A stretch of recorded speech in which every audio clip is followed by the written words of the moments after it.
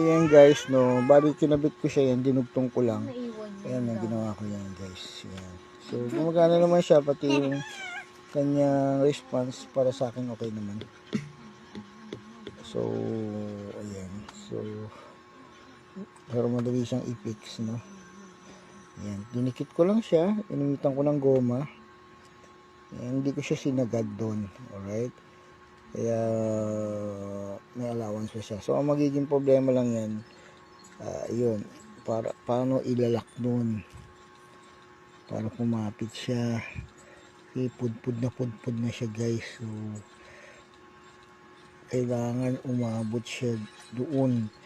Umabot siya doon sa pinakalock, no, na ng butas. And feeling ko wala na, sagad na eh. Oh. Hindi na siya naglalak, kaya nagre-release na siya. And so, ang pinaka-solusyon dito ay dikitan na lang ng pandikit. Ayan, ganyan siya. Ayan, ganyan siya guys. Ayan, so, then okay naman, no? Okay naman.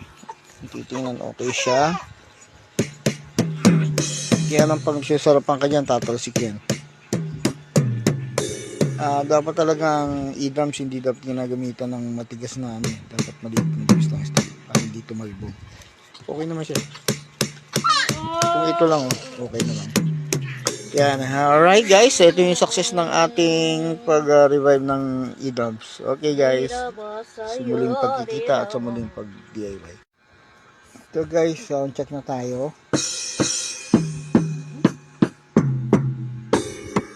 Okay na siya guys, no? So, okay na yung ano.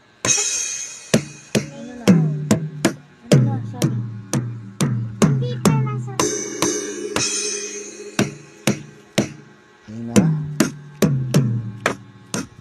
Yan guys, okay na siya, no? So, paano ko siya kinabit? Paano ko inayos? Pakita ko lang kung paano ko siya inayos. Ayan, tatagalan pa rin siya. Ito lang issue dyan, paano patitibayan ulit. So, yan siya guys. So, dinikit ko lang siya ng ganyan dyan. Yan. Ito yung issue, hindi mailak dito sa, hindi siya mailak dito. Kasi yun, parang hindi na kumakapit. Parang pudpud na. Yan, pudpud na siya. Kaya parang mahirap na siya ipasok. Hello guys, andito na naman tayo sa DIY. Pakita ko lang po sa inyo yung success ng ating DIY na kinabit lang, no. So, nasira kasi yung contact nito. So, ito'y dinonate lang sa akin. So, yan guys, kung sino man gusto mag-donate pa rin sa akin mga sirang gamit na hindi na napapakinabangan, tumatanggap po ako. Ito po isang medeli. Galing po ito sa binigay ng ating kaibigan. Ninana ko lang.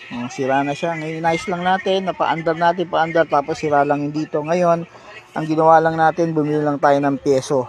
Okay? So, yung pieso, ito yung kanyang parang mic, no? So, siya yung nagpapatunog nung drums na to. So, ayan kung titingnan nyo. Ayan na, naka-on na yan, ha? Ayan na yan, guys, oh. Magana. Cymbal. Tom. Yan.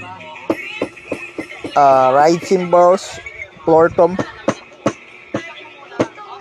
Ito yung hi-hat. Yan guys. So, tapos ito yung kinabit ko guys. Ito yung snare.